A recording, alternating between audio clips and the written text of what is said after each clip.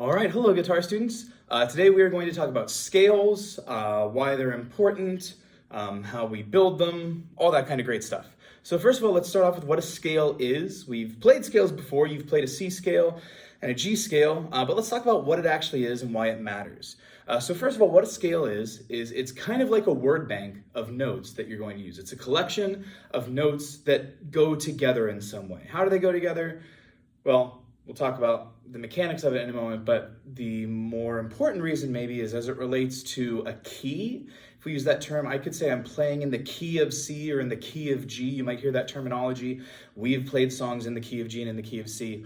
And when we say that we're in the key of, and then we say a note, what we mean by that, first of all, is that the gravity of the song, the almost logic of the tension and resolution of the song, is that it wants to resolve or feel at home in a particular place. In other words, if I say that I'm in the key of C, what that should usually mean in my music is that if when I play the note C or a C chord, that it's going to sound resolved or at rest or finished, and that the farther I move away from that, that's how I kind of create tension sort of in my piece. It's a very generic way of looking at it, but it will work. Now, the way that scale relates to key is that in any given key, we will have a scale of notes that tend to get used there. So in the key of G, we look at the G scale. In the key of C, we look at the C scale. And we're talking about a major scale at the moment.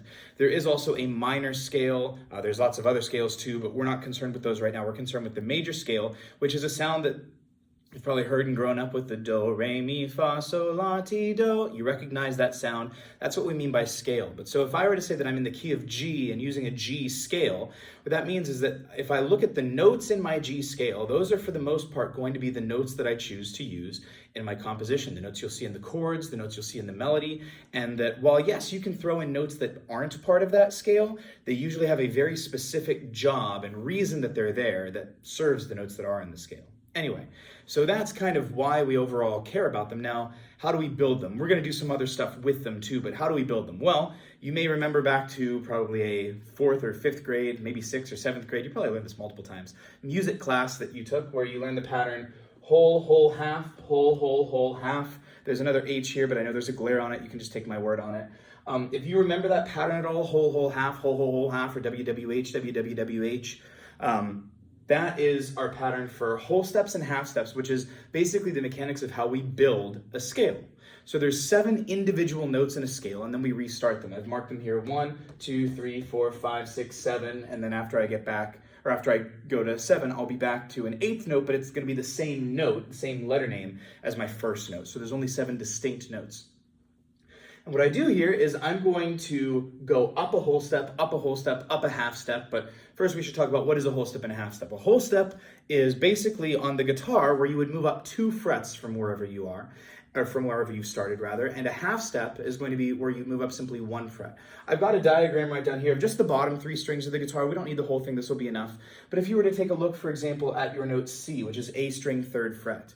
If you were to go up a whole step, that's 2 fretted, move up once, twice to my 5th fret D. So going up C, going up 2 frets would be a whole step taking me to D. If I were on an E, for example, that's fret 7 here, and I went up a half step, that would be 1 fret, that would take me to F. So again, whole step, or going up a whole step would mean adding 2 frets, going up a half step would mean adding 1.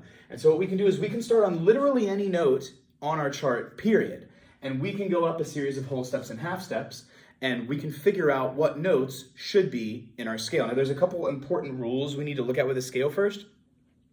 One is that a scale, when we talk about it, is going to go either straight up or straight down. We're going to look at scales that are going up.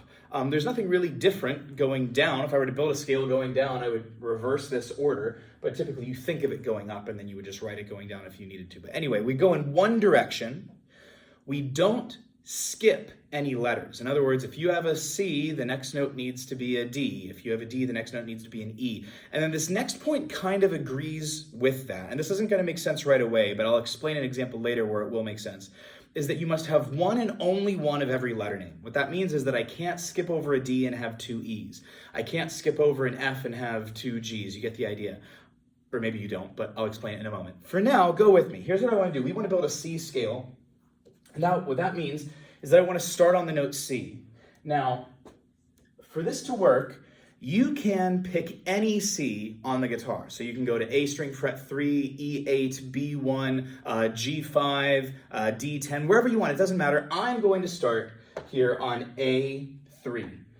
What I need to do is I need to go up a whole step, right? So I'm going up a whole step from there. That should take me up 2 frets up to D. So my second note of my scale is going to be a D. I'm going to keep going on here. So from D, and again, this is important, I can start from any D at all. It doesn't need to be this D. It can be the D that's the 3rd fret on the B string. It can be this D right here. It doesn't matter. If I start on any D and go up a whole step, I should always get to, you can try this out yourself, E. Follow along with me. Pause if you need to. I'm going to go up now a half step. That's just 1 fret. Find any E on the guitar, go up a half step. It's going to take you to F.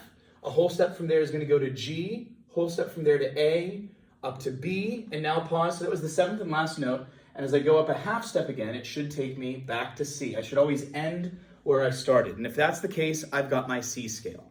Hopefully you're with me. Hopefully that all made sense. If not, rewind it and try it again yourself. Now, we can get into some other perhaps interesting things that we need to do. Let's take a look now at a G scale. That's also going to be really important. So I'm going to start this time on a G. And again, start on any G you want. We go up a whole step, up to A. We go up another whole step to B, another whole step to C, to D. I'm sorry, hopefully you caught that. We go up a half step to C, up a whole step to D, to E, and now pause. If you know from E, we go up a whole step and you will land on F sharp / G flat. Well, which one is it? I told you back on the midterm that I wasn't going to take off if you named notes incorrectly. Well, from now on, I am going to take off if you name notes incorrectly, because we're going to learn how and why we need to name them. So I told you a moment ago that we need to have one and only one of every letter name, and that also we can't skip any letters. So here's the thing. Do we call this next one F sharp or G flat? Well, if I call it a G flat, I've got 2 problems. The first is that I don't have an F. And the second one is that I'm going to have 2 G's, a G and a G flat. That doesn't work. Therefore, I must call it an F sharp. I go up another half step and I land back on G. This is a really important thing with naming. When we name notes with sharps or flats, you are typically forced into what you must call it, because that note serves a particular role. F sharp does a particular thing in the key of G. It has a reason that it's there. It's not a G flat. Now this is a topic we won't get into today because it's much more complex, but every scale degree, every note in your scale has kind of a different job that it does. And so the job of a scale degree 1 is different from a job of a scale degree 7. They do very different things. And as a result, a G flat is telling you to do something different from an F sharp. But the reason we get those, the reason we're forced into that, is because of this naming. Now, this is going to be really important. Let's run into a couple areas where we're going to have some problems. First, let's write these down on our scale. On our staff. And the first thing I'm going to do is I'm going to write C, my C scale, C, D, E, F, G, A, B, C. Nothing weird there. Hopefully that's fine. We're going to write our G scale next. And one of the things that we can do, you may have seen this before, we can write a key signature. So far, every time we write in a particular accidental note, being a sharp or a flat, I've had you write it in the measure itself. Well, you can also have, if you have a song that the entire thing is in a particular key, you can actually put that sharp ahead of time. You can put that sharp before the whole piece starts. I'll show you what that might look like. So let's pretend real quick that this C scale is not here. Let's pretend that this is going to be the beginning of the piece. In the key of G, I'm going to have an F sharp. So what I did here, look, is before it starts, I actually put a sharp up on that line F, and that's actually telling me that whatever comes up, it's always going to be using an F sharp. So I'll show you what I mean by that. I'm going to draw my G scale. G, A, B, C, D, E, F. Now, typically I would need to write an F sharp, but because I have it in this key signature ahead of time, it's implied that it's going to be sharp. I don't need to rewrite the sharp there. This tells me that it's happening. And then I'll write another G. Now, there are some other rules dealing with key signatures, places that things need to appear, that we're not going to talk about right now that aren't really relevant. But the main thing that I want you to get across from this right now is that if you see a number of sharps or flats written before the piece starts, or before, sometimes we'll see like a double bar line like this within a piece, that it's actually telling you, hey, until you hear me tell you different, every F that you're about to see should be an F sharp. It's a way of making it so that we don't need to rewrite that sharp a bajillion times. Hopefully that makes sense. All right, everybody, let's go on to a slightly more complex example. So we've got hopefully our G and C scales just fine here. Let's run into a place where we're going to run into some problems. I want you to work with me, and we're going to do a G sharp scale. So I'm going to start here, G sharp. Go up a whole step from that. You should see it should be A sharp slash B flat. Hopefully you note again that we have to call it A sharp. You're forced into that. It cannot be a B flat. Why? Because I need an A. I haven't written an A yet, therefore I must call this A sharp. Okay? Then the next note, I'm going to go up a whole step again. And you should note that it says C on your paper. And a red flag should stick out to you, which is that we can't have a C right now. If I call it C, I've got a problem. I've called it G sharp, A sharp, and then I go to C. What's the problem? I've skipped a B, right? So we have to call this note B something. I can actually write in all of my letters ahead of time before I ever start. This first note must be a G. This must be an A, B, C, D, E, F, G. Those letter names have to be there. If you want to, you can write those in right now. And then afterwards you figure out, okay, well, how do I call it a sharp or flat? So that's great. I just said this needs to be a B. You're looking at a C. So what is it? We would call it a B sharp. I know that's weird. It's not written B sharp on your paper. It's written C. But go with me real quick. So this is going to be a B sharp. And this is, I think, a really important mindset thing. For a moment, stop looking at sharps and flats as their own note. Like, look at E string fret 2. You've got F sharp slash G flat. Don't think of that as its own note. Imagine for a moment that the only notes that we've ever named are the letters A, B, C, D, E, F, and G. And everything else on your paper is blank. There are no names for them. Let's say then that I said, hey, I need you to play that E string second fret. How would you name it? Well, what you might do is you might take a note that's close by, the F or the G that come before or after it, and say what you did from there to get there. If you look at sharp as being a function, saying take this note and add one fret to it, or take this note and go one note higher, or flat is the opposite function. Take this note and go one note lower, or take this note and subtract one fret from it. Then it kind of makes more sense. So if I look at E string fret 2 and I say, okay, well, is it an F sharp or a G flat? Well, it's an F that I raised up once. That would be an F sharp. Or a G that I lowered down once. And that would be a G flat. Same thing here. Yes, I know that C is already written on the paper, but we need to call it a B. So what do I have to do to B to get it to that spot that you're looking at? I have to raise it up one time. I have to sharpen it. It's a B sharp. So we got our G sharp, A sharp, B sharp. From our B sharp, the next note we would go up is a half step. That should go C sharp slash D flat. Again, hopefully you see the next note needs to be a C sharp. We go on from there. You can continue. Our next note's going to be D sharp. We're going to run into the same issue right here. Go up a whole step from D sharp and you're going to land on F. We already talked about this. We need an E now, so we're going to call it E sharp. It has to be called an E. It looks like an F. What did I have to do to my E to get it there? I had to raise it up once. I had to sharpen. So it's going to be called an E sharp.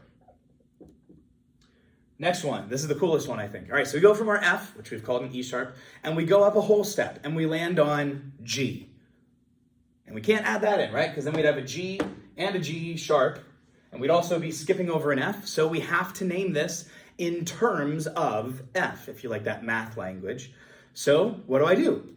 I have to look at it and say, this is an F something. What do I have to do to an F to get it to this spot? What do I have to do to an F to get it to look like a G? I have to raise it twice, or I have to double sharp it. That's right, we get double sharps and double flats. I know, game changer, you weren't expecting that, but here we go. So it's gonna be an F double sharp. Let me real quick just show you these symbols. So we have our natural symbol, which is again the unchanged note, like a normal A, B, C, D, E, F, G. We have a sharp, which means I've raised it once. We have a flat, which means I've lowered it once. We also have a double sharp. There's a fancier way to kind of write it out, but by hand, we can just put a little superscript X kind of. And then a double flat is even easier. It's literally just two flats right next to each other. But so that's what we get. So this is an F double sharp. Yes, it sounds like a G. It is marked as a G on your paper, but I can call it an F double sharp. And in fact, I need to call it an F double sharp because I need an F. I need to call it an F and say, what did I have to do to F to get there? And from there, from that F double sharp, that G, I should be able to go up another half step and end up where I started, which is G sharp. And boom, we're done. We've got our scale. Now, if I write out this scale, and I'm using key signatures. There is actually, interestingly, no way to put a double flat or a double sharp in a key signature on the paper. So for example, you can never be in the key of G sharp properly. We'd actually call it the key of A flat. G sharp and A flat being the same note, you'd have to name it that way. However, I can still write a G sharp scale.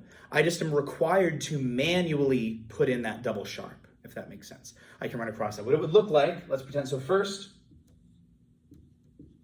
I'm gonna put this natural sign here, and that's going to cancel out the key signature that I wrote over here, the sharp. I'm gonna write in, look, here's my G sharp, here's my A sharp, B sharp, C sharp, D sharp, E sharp, F double sharp, put the little X there, yeah? And G sharp again, and I've got my scale. So y'all know now how to build a scale, how to get these notes. That's all for now. See you in the next one. Happy practicing.